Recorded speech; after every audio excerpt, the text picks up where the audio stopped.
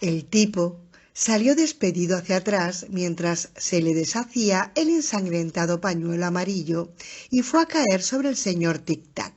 Por unos instantes agitó espasmódicamente los pies sobre la rejilla de hierro y luego quedó quieto.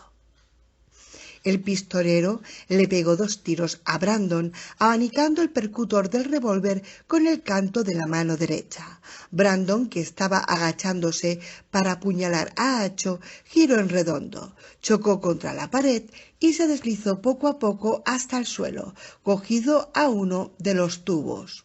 Una espectral luz verde se le filtraba entre los dedos, cada vez más flojos. Acho fue cojeando hacia Jake y empezó a lamerle la cara lívida e inmóvil. El víbora y el bocina no necesitaban ver más. Sin decirse nada, echaron a correr al mismo tiempo hacia la puertecita por la que había salido Tilly para ir en busca del agua. No era momento para gestos caballerescos. Rolando los mató a los dos por la espalda. Ahora tendría que moverse rápido, realmente muy rápido, y no estaba dispuesto a correr el riesgo de que aquellos dos le tendieran una emboscada si por casualidad recobraban el coraje. En lo alto del recinto, en forma de cápsula, se encendió un racimo de brillantes luces naranja y empezó a sonar una alarma con poderosos bocinazos que hacían temblar las paredes. Al cabo de 1 o 2 segundos, las luces de emergencia empezaron a destellar al ritmo de alarma. 35. Eddie estaba volviendo con Susana cuando la alarma empezó a gemir. Soltó un grito de sorpresa y alzó la Ruger sin apuntar a nada en concreto. ¿Qué pasa? Susana meneó la cabeza. No tenía ni idea. La alarma daba miedo, pero la cosa no terminaba ahí. También era lo bastante potente para resultar físicamente dolorosa. Aquellas aristas de sonido amplificado a Eddie le hicieron pensar en el claxon de un camión de gran tonelaje elevado a la 10ª potencia. En aquel momento las lámparas de sodio de color naranja empezaron a apagarse y encenderse rítmicamente. Cuando llegó junto a la silla de Susana, Eddie vio que los botones de comando y entrar también palpitaban en destellos de luz roja. Parecía que le hicieran guiños. ¿Qué pasa, Blaine? Gritó. Miró en derredor, pero solo vio sombras que danzaban frenéticamente. ¿Todo esto es cosa tuya? La única respuesta de Blaine fue una carcajada, una terrible carcajada mecánica que a Eddie le recordó el payaso autómata que había ante la casa de los horrores de Coney Island cuando él era niño. Basta ya, Blaine, aulló Susana. ¿Cómo vamos a pensar una respuesta a tu adivinanza con esa sirena antiaérea sonando a todo volumen? La carcajada cesó tan bruscamente como había empezado, pero Blaine no contestó. O quizás sí. Al otro lado de la reja, que les impedía acceder al andén, enormes motores accionados por turbinas Slotrans sin rozamiento despertaron por mandato de los ordenadores bipolares que tanto había codiciado el tic-tac. Por primera vez en 10 años, Blaine el mono estaba despierto y preparándose para alcanzar su velocidad de crucero. 36. La alarma, que en efecto se había instalado para advertir a lo largo del tiempo difuntos residentes de Luz ante un inminente ataque aéreo, y que ni siquiera se había probado desde hacía casi 1000 años, anegó la ciudad en sonido. Todas las luces que aún funcionaban se encendieron y empezaron a latir al unísono. Los pubis en las calles y los grises debajo de ellas estaban convencidos por igual de que el final que siempre habían temido había caído sobre ellos. Los grises sospechaban que estaban produciéndose una catastrófica avería mecánica. Los pubis, que siempre habían crecido que los creído que los fantasmas que acechaban en las máquinas enterradas bajo la ciudad acabarían alzándose algún día para tomarse su muy aplazada venganza contra los que aún vivían, seguramente se acercaban más a la verdad de lo que estaba ocurriendo. Ciertamente había sobrevivido una inteligencia en los antiguos ordenadores almacenados bajo la ciudad, un organismo viviente que desde hacía mucho tiempo había dejado pensar con cordura bajo unas condiciones que, en el interior de sus implacables circuitos dipolares, sólo podían ser de absoluta realidad. Durante 800 años había mantenido en sus bancos de memoria una lógica cada vez más torcida y había podido seguir manteniéndola 800 años más de no ser por la llegada de Rolando y sus amigos. Sin embargo, aquella mentis non corpus se había entregado a sus cavilaciones y se había ido volviendo más loca a cada año que pasaba. Incluso en sus periodos de sueño, cada vez más prolongados, podía decirse que soñaba, y esos sueños se habían ido volviendo más normales a medida que el mundo se movía. Ahora, aunque la maquinaria inconcebible que mantenía los haces se había debilitado, esta inteligencia demente e inhumana había despertado en las estancias de la ruina y, aunque tan incorpórea como un fantasma, había empezado a deambular a trompicones por los salones de los muertos. Y en la cuna de luz, Brain el mono se preparaba para largarse de Dodge. 37. Rolando, arrodillado al lado de Jake, oyó una pisada a su espalda y se volvió con el revólver en la mano. Tilly, con su cara de tez pastosa, convertida en una máscara de confusión y terror supersticioso, levantó las manos y chilló: «No me mate, señor. Por favor, no me mate». «Pues entonces corre», le dijo secamente el pistolero, y cuando Tilly empezó a moverse, le pegó en la pantorrilla con el cañón del arma. «Por ahí no, por donde he entrado yo, y si alguna vez vuelves a verme, será lo último que veas. Venga, corre». La mujer desapareció en el circuito de sombras intermitentes. Rolando apoyó la cabeza en el pecho de Jake y se tapó el otro oído con la palma para amortiguar los alaridos de la alarma. Oyó latir el corazón del muchacho, despacio pero con fuerza. Le pasó los brazos en torno y mientras lo hacía, Jake parpadeó y abrió los ojos. «Esta vez no me has dejado caer». Su voz era apenas un susurro ronco. «No, ni esta vez ni nunca. No esfuerces la voz». «¿Dónde está Acho?» «Acho», ladró el Brambo. «Acho». Brando le había pegado varias cuchilladas, pero ninguna de las heridas parecía mortal, ni siquiera grave. Era evidente que padecía algún dolor, pero también era evidente que se hallaba transportando de alegría. Miraba a Jake con ojos chispeantes, asomando la lengua rosada. «¿A qué? ¿A qué? ¿A qué?» Jake, con los ojos llenos de lágrimas, extendió las manos. Acho cojeó hacia el círculo de sus brazos y se dejó abrazar unos instantes. Rolando se puso en pie y miró a su alrededor. Detuvo los ojos en la puerta de al lado opuesto del cuarto. Los dos hombres que habían matado por la espalda corrían hacia allí y la mujer también había querido huir por esa puerta. El pistolero se acercó a ella con Jake en brazos y Acho a los talones. Apartó de un puntapié uno de los grises muertos y se agachó para trasponer el umbral. Al otro lado había una cocina. A pesar de todos los accesorios eléctricos y las paredes de acero inoxidable, conseguía parecer una pocilga. Por lo visto, los grises no sentían un gran interés por las tareas domésticas. «Agua», susurró Jake. «Por favor, mucha sed». Rolando sintió un extraño desdoblamiento, como si el tiempo se hubiera replegado sobre sí mismo. Recordó cómo había salido casi atrás del desierto, enloquecido por el calor y el vacío. Recordó cómo se había desvanecido en las cuadras de la estación de paso, medio muerto de sed, y cómo había despertado al sabor de un hilillo de agua fresca que le corría garganta abajo. El chico se había quitado la camisa, la había empapado bajo el chorro de la bomba y le había dado de beber. Ahora le tocaba a él hacer por Jake lo que Jake ya había hecho por él. Rolando miró a los lados y vio una pila. Fue allí y abrió el grifo. Salió un abundante chorro de agua fría y clara. La alarma seguía sonando insistentemente a su alrededor.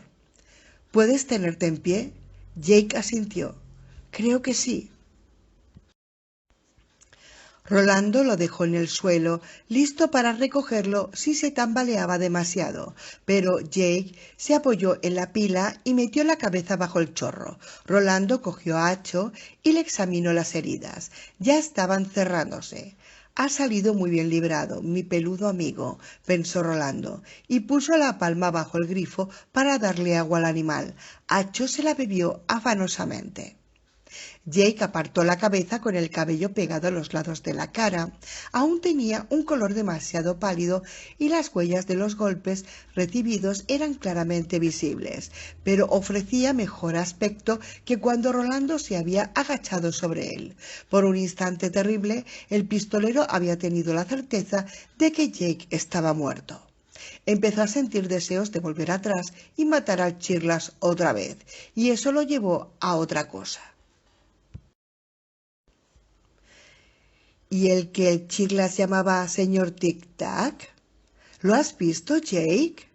Sí, Acho le saltó encima, le desgarró la cara, luego yo le pegué un tiro.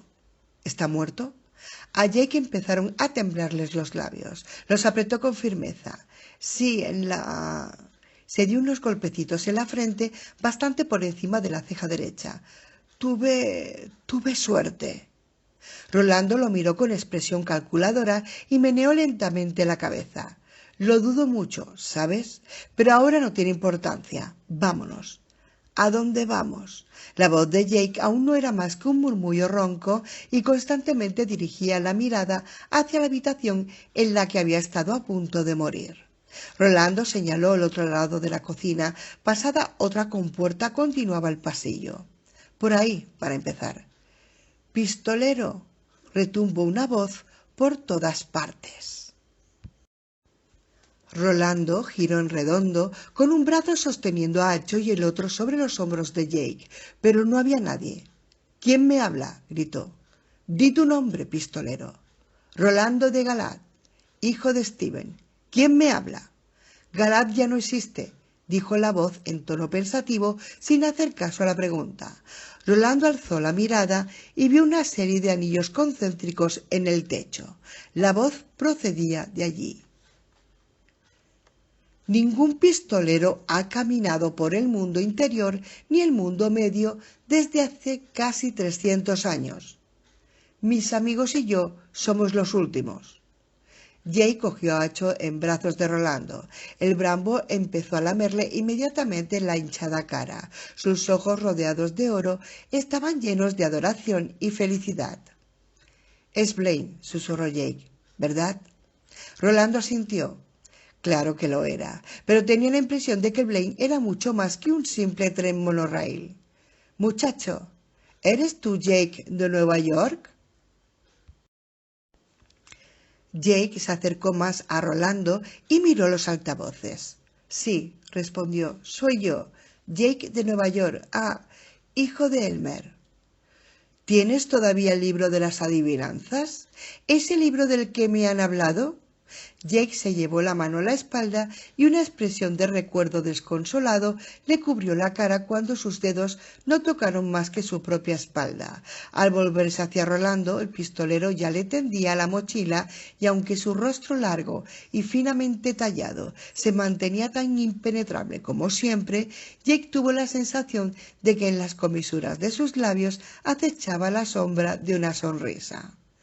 Tendrás que ajustar las correas, le advirtió Rolando mientras Jake cogía el bulto. Las he alargado. Pero, ¿y adivinanza? Rolando asintió. Están los 2 libros. ¿Qué llevas ahí, pequeño peregrino? Inquirió la voz en tono de charla ociosa. ¡Ostras! Exclamó Jake. Puede vernos además de oírnos, pensó Rolando, y casi al instante descubrió un ojillo de cristal en un rincón, muy por encima de la línea normal de visión de una persona. Un escalofrío le recorrió la piel y se dio cuenta por la expresión turbada de Jake y la forma en que estrechaba los brazos en torno a Acho de que no estaba solo en su desasosiego. Aquella voz pertenecía a una máquina increíblemente inteligente, una máquina juguetona, pero a pesar de todo, algo andaba muy mal en ella. El libro, respondió Jake. Tengo el libro de adivinanzas. Bien. Había una satisfacción casi humana en la voz. Excelente de veras. Un barbudo roñoso apareció de súbito en el umbral del lado opuesto de la cocina. Un pañuelo amarillo manchado de sangre y pringado de suciedad aleteaba sobre el brazo del recién llegado. «¡Incendios en las paredes!», chilló. En su pánico no dio muestras de advertir que Rolando y Jake no formaban parte de su miserable catet subterráneo. «Humo en los niveles inferiores. La gente se está matando. Algo va mal. Mierda. Todo va mal. Tenemos que...» La puerta del horno se abrió de golpe como una mandíbula dislocada. De su interior brotó un grueso haz de fuego blanqueazul que envolvió la cabeza del barbudo. El hombre salió impulsado hacia atrás con la ropa en llamas y la piel hirviéndole en la cara. Jake se quedó mirando a Rolando, atónito y horrorizado. Rolando le pasó un brazo por los hombros. «Me había interrumpido», explicó la voz. «Fue una descortesía, ¿verdad?» «Sí», concedió Rolando, «fue muy descortés». «Susana de Nueva York dice que conoces muchas adivinanzas de memoria, Rolando de Galat, ¿es cierto?» «Sí». Hubo una explosión en una de las habitaciones que daban a aquel tramo del corredor. El suelo les tembló bajo los pies y sonó un coro astillado de alaridos. Las luces intermitentes y el sonido incesante de la sirena se amortiguaron momentáneamente y enseguida volvieron con más fuerza. Por las rejillas de ventilación surgieron unas volutas de humo acre y amargo. Acho lo olisqueó y estornudó. «Dime una de tus adivinanzas, pistolero», le invitó la voz. Era serena y despreocupada, como si estuvieran sentados en una tranquila plaza de pueblo y no en el subsuelo de una ciudad que parecía a punto de venirse abajo. Rolando reflexionó unos instantes y la primera que le vino a la mente fue la adivinanza favorita de Cuthbert. «De acuerdo, Blaine», contestó, «aquí la tienes». ¿Qué es mejor que todos los dioses y peor que el viejo pata hendida? Los muertos lo comen siempre, los vivos que lo comen mueren despacio. Ten cuidado, pistolero.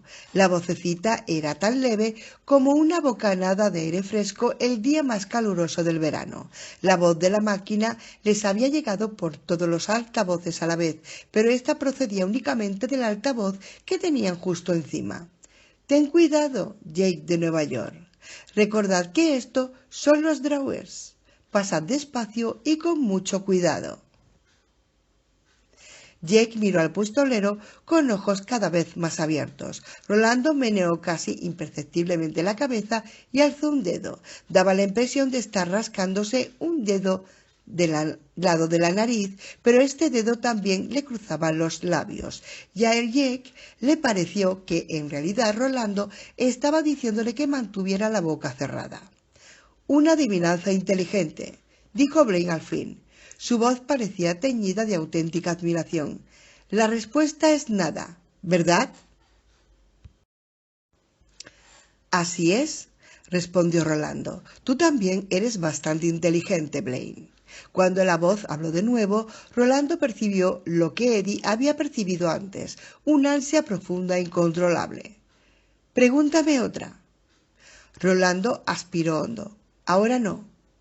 Espero que no te niegues, Rolando, hijo de Steven, porque eso también es descortés, sumamente descortés. Llévanos con nuestros amigos y sácanos de luz, dijo Rolando. Entonces quizás haya tiempo para adivinanzas. Podría matarte aquí mismo, amenazó la voz, y esta vez fue tan fría como el día más oscuro del invierno. Sí, admitió Rolando, no me cabe ninguna duda, pero las adivinanzas morirían con nosotros. Podría llevarme el libro del muchacho. Robar es mucho más descortés que una negativa o una interrupción, observó Rolando. Hablaba como si solo estuviera pasando el rato, pero los dedos que le quedaban en la mano derecha apretaban con fuerza el hombro de Jake. Además, intervino Jake, mirando el altavoz del techo, las respuestas no vienen en el libro, están arrancadas las páginas. En un destello de inspiración se dio unos golpecitos en la sien. Pero las tengo aquí. Tendré que recordaros que a nadie le cae bien los sabelotodos, dijo Blaine. Hubo otra explosión, esta más potente y más cercana. Una de las rejillas de ventilación saltó por los aires y cruzó la cocina como un proyectil. Al cabo de unos instantes, 2 hombres y una mujer entraron por la puerta que conducía al resto de la conejera de los grises. El pistolero les apuntó con el arma, pero la bajó de nuevo en cuanto vio que cruzaban precipitadamente la cocina y volvían a salir por la puerta que daba al silo, sin dirigir siquiera una mirada a Rolando ni a Jake. A Rolando le parecieron animales en fuga ante un incendio en el bosque. En el techo se abrió un panel de acero inoxidable que dejó al descubierto un recuadro de oscuridad. Algo plateado refugió en su interior y al cabo de unos instantes del agujero cayó una esfera de acero de 1,5 palmos de diámetro aproximadamente, que quedó suspendida en el aire de la cocina. «Seguid», dijo Blaine secamente. «¿Nos conducirá a Eddie y Susana?», inquirió Jake esperanzado. Blaine solo respondió con silencio, pero cuando la esfera empezó a flotar pasillo abajo, Rolando y Jake la siguieron. 38. Jake no guardaba memoria clara de lo que ocurrió a continuación y seguramente eso era algo de agradecer. Había dejado su mundo más de un año antes de que 900 personas cometieran un suicidio colectivo en un pequeño país sudamericano llamado Guyana. Pero había oído hablar de las periódicas carreras de los lemmings hacia la muerte, y lo que estaba pasando en la ciudad subterránea de los grises era algo parecido. Había explosiones, algunas en aquel mismo nivel, pero la mayoría muy por debajo de ellos. De las rejillas de ventilación surgía a veces un humo acre, pero casi todos los depuradores de aire seguían funcionando y conseguían extraer la mayor parte antes de que pudiera acumularse en nubes asfixiantes. No vieron fuego. Sin embargo, los grises reaccionaban como si hubiera sonado la hora del apocalipsis. La mayoría se limitaba a escapar, con caras como una vacía O de pánico, pero muchos se habían quitado la vida en los pasadizos y las salas comunicadas por las que la esfera de acero conducía a Rolando y Jake. Algunos se habían pegado un tiro, mucho más se habían rajado el cuello o las muñecas, y unos cuantos, al parecer, habían tomado veneno. En las caras de todos los muertos se advertía la misma expresión de terror angustioso. Jake apenas alcanzaba a entender vagamente qué los había conducido a aquello. Rolando se hacía una idea mejor de lo que les había pasado, o les había pasado a sus mentes, cuando aquella ciudad tanto tiempo muerta cobró vida a su alrededor y empezó a destrozarse a sí misma. Y era Rolando quien comprendía que Blaine lo hacía deliberadamente, que Blaine los estaba azuzando. Se agacharon para evitar un ahorcado que colgaba de un tubo de calefacción y bajaron ruidosamente un tramo de escalera metálica siguiendo la flotante bola de acero. «Jake», gritó Rolando, «tú no me abriste la puerta, ¿verdad?». Jake sacudió la cabeza. Lo suponía. Fue Blaine. Llegaron al pie de la escalera y se internaron apresuradamente por un angosto corredor que conducía a una escotilla con inscripción: absolutamente prohibida la entrada, en letras angulosas de la alta lengua. ¿De veras se llama Blaine? Sí, es un nombre tan bueno como cualquier otro. ¿Y la otra V? «Shh», dijo Rolando con expresión sombría. La bola de acero se paró ante la compuerta, el volante giró y la puerta quedó abierta. Rolando tiró de ella y pasaron a una vasta sala subterránea que se extendía en 3 direcciones hasta donde alcanzaba la vista. Estaba llena de pasillos, en apariencia interminables, de material electrónico y cuadros de mandos. La mayoría de los paneles seguían muertos y oscuros, pero Jake y Rolando, boquiabiertos en el umbral, vieron encenderse luces piloto y oyeron el ruido de maquinaria que se ponía en funcionamiento. El señor Tic-Tac dijo que había miles de ordenadores, comentó Jake. Creo que tenía razón. Dios mío, mira. Rolando no entendió el término que Jake había utilizado, por lo que no dijo nada, y se limitó a observar cómo se iluminaba una hilera de paneles tras otra. Una nube de chispas y una breve lengua de fuego verde saltaron de una de las consolas a causa de una avería en algún antiguo componente. La mayor parte de las máquinas, no obstante, parecía hallarse en buen estado y funcionar a la perfección. Agujas que no se habían movido en siglos saltaron de pronto al verde. Enormes cilindros de aluminio empezaron a girar, suministrando los datos almacenados en sus chips de silicio a bancos de memoria que volvían a hallarse plenamente despiertos y listos para recibir información. Pantallas digitales que lo indicaban todo, desde la presión media de los acuíferos de la baronía del Río Oeste hasta el amperaje disponible en la hibernada central nuclear de la cuenca del Seine. Se encendieron en brillantes matrices de puntos rojos y verdes. En lo alto empezaron a destellar hileras de globos suspendidos, irradiando haces de luz, y desde abajo, desde arriba y alrededor, desde todas partes, llegaba el zumbido grave de los generadores y los motores slow trance que despertaban su prolongado sueño.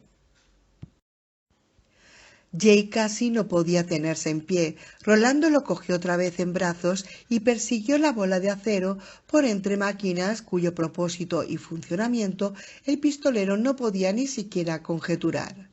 Acho corría pegado a sus talones. La bola giró a la izquierda y se encontraron en un pasillo flanqueado por muros de monitores de televisión.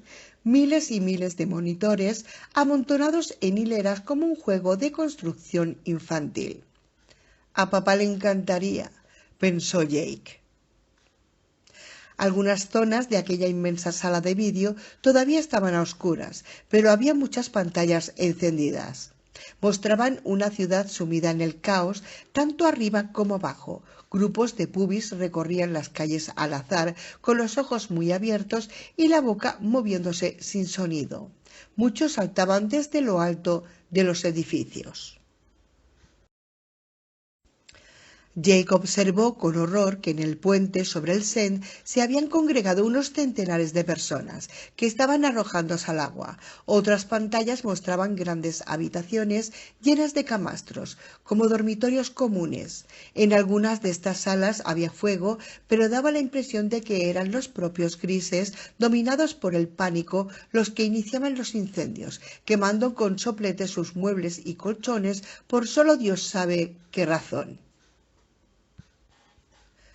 En una pantalla se veía un gigante con pecho de barril que arrojaba hombres y mujeres a lo que parecía una prensa de estampar en frío salpicada de sangre. Esto era terrible, pero aún había algo peor. Las víctimas formaban cola sin necesidad de guardianes y aguardaban dócilmente su turno. El verdugo, con el pañuelo amarillo muy ceñido al cráneo y los extremos anudados balanceándose bajo las orejas como dos trenzas, agarró a una anciana y la sostuvo en alto mientras esperaba con paciencia a que el bloque de acero se elevara de nuevo para poder echarla dentro. La anciana no se resistía. De hecho, a Jake le pareció que incluso sonreía. En las habitaciones la gente viene y va, recitó Blaine, pero no creo que hablen de Miguel Ángel. De pronto se echó a reír, una extraña risita entre dientes que sonó como a ratas escabullándose entre vidrios rotos. A Jake ese sonido le produjo escalofríos. No quería tener nada que ver con una inteligencia capaz de reírse así, pero ¿qué alternativa tenían? Dirigió otra vez la mirada hacia los monitores sin poderlo evitar, y al instante Rolando le hizo volver la cabeza al frente. Fue un gesto suave, pero firme. Aquí no hay nada que necesites ver, Jake, le explicó. Pero, ¿por qué lo hacen?, quiso saber Jake. No había comido nada en todo el día, pero aún así tenía ganas de vomitar. ¿Por qué? Porque tienen miedo, y Blaine alimenta ese miedo, pero sobre todo, creo yo, porque han vivido demasiado tiempo en el cementerio de sus abuelos y ya están cansados de ello, y antes de compadecerlos, recuerdan qué situación te habrían llevado con ellos al claro donde termina el sendero. La bola de acero dobló otra esquina y dejó atrás las pantallas de televisión y el equipo de control eléctrico. Ante ellos se extendía una ancha franja de algún material sintético incrustado en el suelo. Lucía como alquitrán recién aplicado entre dos estrechas tiras de acero cromado que convergían en un punto que no estaba situado en el lado opuesto de la sala, sino en su horizonte.